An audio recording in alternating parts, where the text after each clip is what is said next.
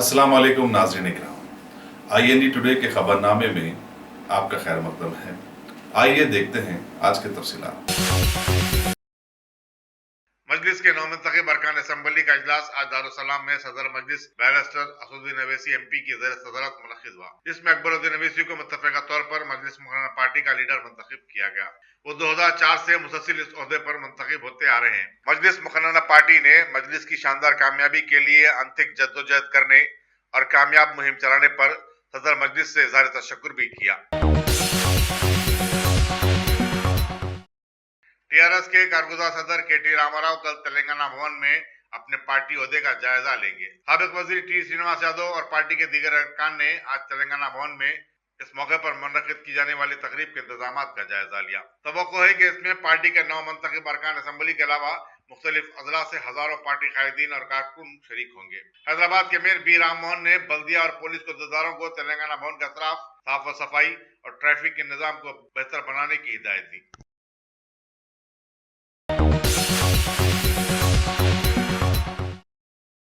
साबिक वजीर T हरीश राव की सिद्दीपेट असम्बली हल्के से शानदार कामयाबी पर वजीर दाखिला महमूद अली ने उनकी रिहायशगाह पहुंचकर मुबारकबाद दी और आबपाशी प्रोजेक्टों के लिए उनकी दिलचस्पी की सितारिश की। याद रहे कि हरीश राव मुसलसल चौथी मरतबा सिद्दीपेट से मुंतखब हुए हैं और इस मरतबा उन्होंने सबसे ज्यादा 1.25 लाख वोटों की भारी अक्सरियत से कामयाबी हासिल करते हुए एक रिकॉर्ड बनाया है। रियासती असम्बली इंतखाबात में मजलिस की शानदार कामयाबी पर नवाब महबूब आलम खां और उनके ब्रदर अहमद आलम खां ने मजलिस के सदर और रुकन पार्लियामेंट बैरिस्टर असदुद्दीन अवैसी और मजलिस के तमाम नौमुंतखब अरकान को तहनीत पेश की। बरकतपुरे में उनकी रिहायशगाह पर जोहराना भी तरतीब दिया गया। अकबरुद्दीन अवैसी को मजलिस मुकर्रर पार्टी का लीडर मुंतखब किए जाने पर उन्हें मुबारकबाद भी दी गई। जिन अरकान असम्बली की गुलपोशी की गई उनमें अकबरुद्दीन अवैसी, अहमद पाशा कादरी, मुमताज अहमद खान, मौज़म खान, अहमद बलाला, जाफर हुसैन मेराज और कौसर मोइनुद्दीन शामिल हैं। बरकत आलम खान ने मेहमानों का खैर मकदम किया।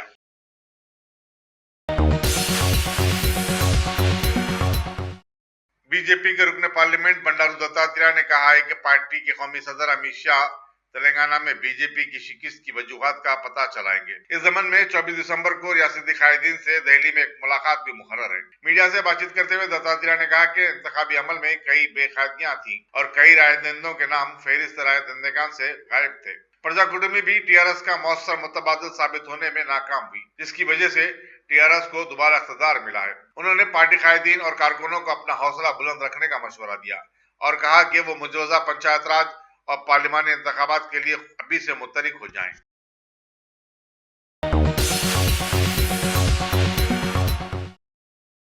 तेलुगु की मशहूर फिल्मी अदाकारा मेहरीन पीरजादा ने आज तिरुमला तिरुपति देवस्थानम में लॉर्ड वेंकटेश्वरा के दर्शन किए। वो VIP के रास्ते से मंदिर पहुंची थी। मंदिर में उन्होंने बसद एहतराम अपना सर झुकाया। इस मौके पर पंडितों ने उनकी आने वाली फिल्मों की कामयाबी के लिए उन्हें आशीर्वाद भी दिया।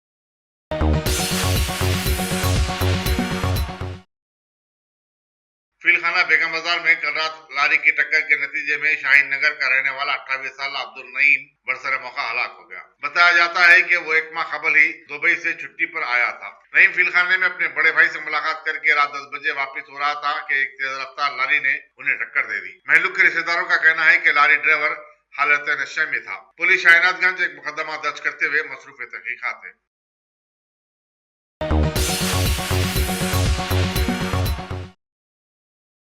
हमारी तेलुगु रियासत तेलंगाना में हालिया दिनों में बहुत सारे तनाज़ात के जरिए मशहूर हो जाने वाले मंडल जहीराबाद के सरकारी दवाखाने की पार्किंग में आज एक उम्र रसीदा 65 ता 70 की दरमियानी उम्र वाले ज़ईफ शख्स की लाश दस्तयाब हुई है। पुलिस को फौरन इसकी इत्तला दी गई और वो वहां पहुंचकर पंचनामा करते हुए लाश को मुर्दा खाने मुंतकिल कर दिया और एक केस दर्ज करते हुए तहकीकात का आगाज कर दिया है।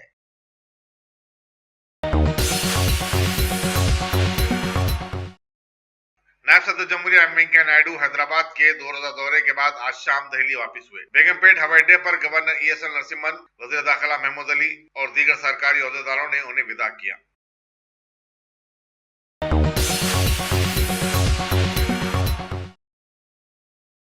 जिले खम्मम के असम्बली हल्के वैरा के नौमुंतखब आजाद रुकन असेंबली रामलो नायक ने टीआरएस में शमूलियत अख्तियार कर ली। टीआरएस के कारगुजार सदर केटी रामाराव ने खंडवा पहनाकर उनका पार्टी में खैर मकदम किया। नायक ने कहा कि वो टीआरएस हुकूमत की कारकर्दगी से बेहद मुतासिर हैं। चुनाचे उन्होंने इस पार्टी में शामिल होने का फैसला किया।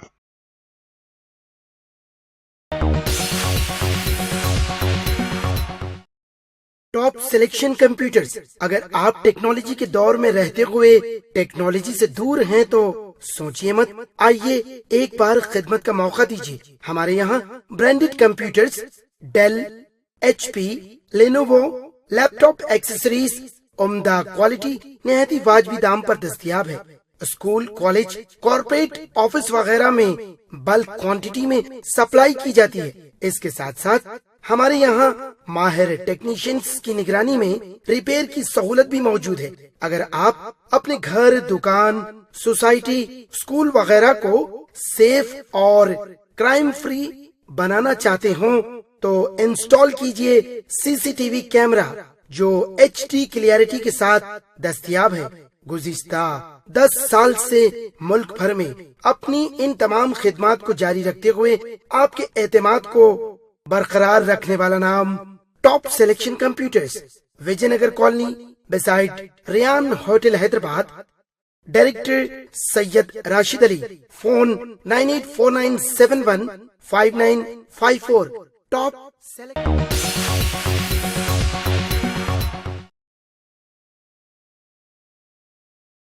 रियासती गवर्नर ESL नरसिम्हन और चीफ मिनिस्टर के चंद्रशेखर राव ने बैडमिंटन खिलाड़ी PV सिंधु की BWF वर्ल्ड टूर मुकाबलों में कामयाबी पर उन्हें मुबारकबाद दी। अपने एक बयान में गवर्नर ने कहा कि सिंधु टाइटल हासिल करने वाली मुल्क की पहली खातून है। उन्होंने भारत और तेलंगाना का नाम बुलंद किया है। चीफ मिनिस्टर चंद्रशेखर राव ने कहा कि वो सिंधु के लिए नेक तमन्नों का इजहार करते हैं और तवक्को करते हैं कि वो अपने कैरियर में ऐसे मजीद शानदार रिकॉर्ड कायम करेंगी।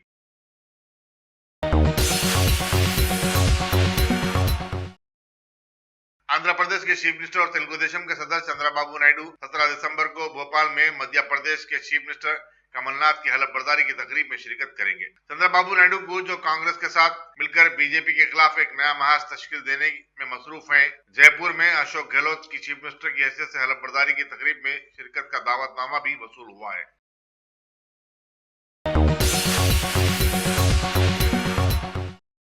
हालत नशे में गाड़ी चलाने वालों के खिलाफ पुलिस की मुहिम के बावजूद शहर में शराब पीकर गाड़ी चलाने वालों में कोई कमी नहीं आई। इस माह के पहले 15 दिन के दौरान ट्रैफिक पुलिस ने 1000 अफराद को पकड़ा जो शराब पीकर गाड़ी चला रहे थे। उनमें से 265 को जेल भेज दिया गया।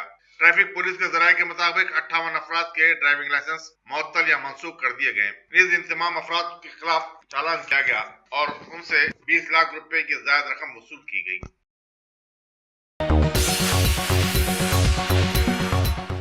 भारत की तारीखी पार्टी कांग्रेस पर मुसलसल तनकीद करते करते हुकूमत बनाने वाले और पिछले 4 सालों से सिर्फ और सिर्फ बिला नागा कांग्रेस पार्टी पर तनकीद करते करते पीएम मोदी अब सोनिया गांधी के पार्लिमानी हलके राय बरेली पहुंच गए और आवाम को अपना ये नुक्ते नजर समझाने की कोशिश की कि कांग्रेसी दौर में हर सौदे में कोई ना कोई मामा और कोई ना कोई अंकल मौजूद रहा है।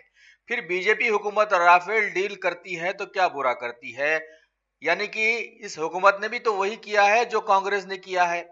आगे उन्होंने बताया कि कारगिल जंग में इस्तेमाल की जाने वाली बोफोर्स तोपों के सौदे में मुलविस खतरोची मामा को कांग्रेस ने बचाने की कोशिश की है और मुल्क के हिफाजती इक़दाम को भी कमजोर करने का इन्होंने कांग्रेस पर इल्जाम लगाया, जबकि सारा भारत जानता है कि मौजूदा भारत की हालत क्या है।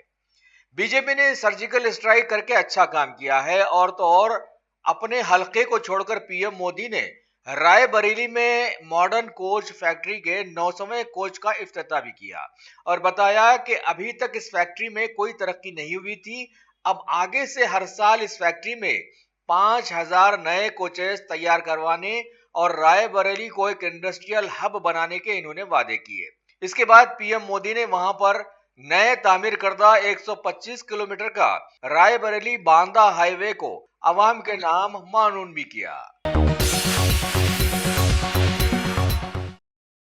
पीएम मोदी ने मीडिया को मुखातिब करते हुए दोबारा फिर वही कांग्रेस पर इल्जामात की भरमार कर दी और बताया कि इनकी हुकूमत ने मुल्क के करोड़ों की दौलत को बरवकार लाकर भारत की फौज को ताकतवर बनाया है, जबकि कांग्रेस ऐसा करने नहीं दे रही है।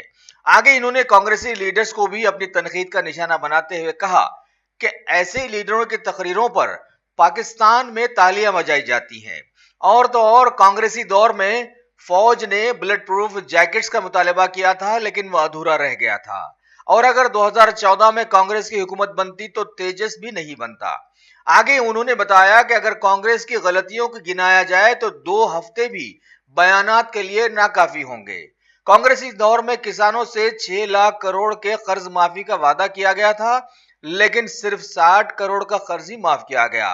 और अब कर्नाटका में भी हुकूमत बनाने के बाद अभी तक कर्ज माफी का वादा लटक रहा है, जबकि इस मौके पर इन्होंने अपनी हुकूमत की जानिब से 2022 तक रायबरेली के गरीब लोगों को पक्के मकानात देने का वादा किया और सारे मुल्क में सबसे पहले रायबरेली में 23,000 मकानात में बिजली और पानी के साथ दे दिए जाएंगे और साथ ही वहां की आवाम को सस्ती और अच्छी मेडिकल रिलीफ देने का भी इन्होंने वादा किया। अगर आपने हमारे चैनल को सब्सक्राइब नहीं किया है तो आपको यहाँ सब्सक्राइब बटन दिख रहा है, उसे क्लिक करिए और सब्सक्राइब कीजिए और साथ ही साथ बेल आइकॉन को भी क्लिक करिएगा, जिससे कि आपको ताजा अपडेट मिलते रहें। रायबरेली के दौरे के बाद पीएम मोदी नया नाम रखे गए प्रयागराज, जो कि इलाहाबाद कहलाता था, वहां जाकर कुंभ मेले की तैयारियों का जायजा लिया। वहां वो एक रैली को मुखातिब भी करने वाले हैं। इस मौके पर साधुओं के कौस से सियासत में छलांग लगाने वाले और पीएम मोदी के कायम मुकाम बताए जाने वाले सीएम योगी भी वहां पर मौजूद थे। आगे पीएम मोदी ने संगम किनारे गंगा की आरती उतारी और पूजा पाठ की और सीएम योगी के सियासी साथियों, साधुओं, संतों से मुलाकातें भी की। बाद में इन्होंने वहां पर एक कंट्रोल रूम का आगाज किया और स्वच्छ कुंभ के मॉडल का दीदार भी किया। हुकूमत तमिलनाडु ने खबर दी है कि रियासत के शोहरे आफाक लीडर करुणानिधि का मुजस्समा बनकर तैयार हो गया है, जिसका कल इफ्तिताह कर दिया जाएगा। इस मौके पर इस तकरीब में शरीक होने के लिए कांग्रेस की चेयरपर्सन सोनिया गांधी और सदर कांग्रेस राहुल गांधी को भी मदऊ किया गया है। हालिया दिनों में इंतखाबात का सामना करने वाली रियासत मध्य प्रदेश में साबिका हुकूमत के वजीर ने माह बाद इंतखाबात अपनी ही पार्टी की हुकूमत की एक पोल खोली और बताया कि रियासती खजाना तो एकदम खाली पड़ा हुआ है। नई हुकूमत किसानों के कर्ज माफी का वादा कैसे पूरा करेगी? कांग्रेस पार्टी के रियासती तर्जुमान ने खबर दी है कि मध्य प्रदेश में कमलनाथ की हलफ बर्दारी तकरीब में मशहूर लीडर्स अखिलेश यादव, शरद पवार, शरद यादव और केजरीवाल वगैरह शरीक होने वाले हैं। भारत के मौजूदा माहौल में 2019 के आम इंतखाबात करीब आ जाने के तनाजुर में राफेल डील का तनाज़ा हुकूमत और कांग्रेस पार्टी में हमला और जवाबी हमलों का ऐसा माहौल पैदा कर रहा है कि पिछले 4 सालों से सिसकने वाला भारत अब तबाही के बिल्कुल करीब पहुंच गया है। भारत की बीजेपी पार्टी ने ऐलान किया है कि राफेल डील तनाज़े पर मुल्क के 70 शहरों में प्रेस कॉन्फ्रेंसेस करने का प्लान है। बीजेपी पार्टी के सभी मुकामी लीडर्स ऐसी कॉन्फ्रेंसेस को मुखातिब करेंगे और शायद 4 सालों का विकास और तरक्की वाला मुद्दा कहीं रोता ही रह जाएगा। कांग्रेस के सीनियर लीडर कपिल सिब्बल ने अब बीजेपी हुकूमत पर नया हमला करते हुए बताया कि झूठ की बुनियादों पर हुकूमत बनाने वाली बीजेपी पार्टी ने हमेशा की तरह झूठ बोलने और आवाम को सिर्फ बहकाने के काम किए हैं। और तो और मौजूदा माहौल में राफेल डील पर अलानिया सुप्रीम कोर्ट में इस पार्टी ने झूठे बयानात देकर अपने जुर्म से बचने की नाकाम कोशिश की है। लिहाजा आवाम की समझ में अब बेहतर तौर पे आ गया है और वो खुद फैसला करेंगे। अगर आपने हमारे चैनल को सब्सक्राइब नहीं किया है तो आपको यहाँ सब्सक्राइब बटन दिख रहा है, उसे क्लिक करिए और सब्सक्राइब कीजिए और साथ ही साथ बेल आइकॉन को भी क्लिक करिएगा, जिससे कि आपको ताज़ा अपडेट मिलते रहे।